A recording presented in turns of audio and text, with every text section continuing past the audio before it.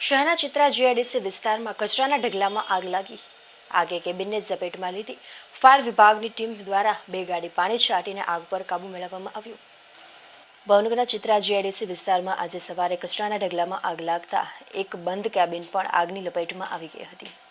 બનાવની જાણ થતાં ફાયર બ્રિગેડ કાફલાએ દોડી જઈ આગ બુઝાવી હતી.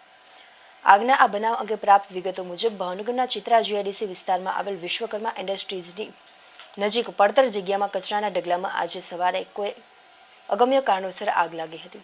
જોતજોતામાં આગ કચરામાં પ્રસરી જતા નજીકમાં આવેલ એક બંધ કેબિન પણ આગની લપેટમાં આવી ગઈ હતી. આ બનાવ અંગે ફાયર બ્રિગેડને જાણ કરવામાં આવતા ફાયર બ્રિગેડના જવાનો ફાયર ફાઇટર સાથે બનાવ સ્થળે દોડી ગયા હતા અને 2 ગાડી પાણીનો છંટકાવ કરીને આગ બુઝાવી હતી.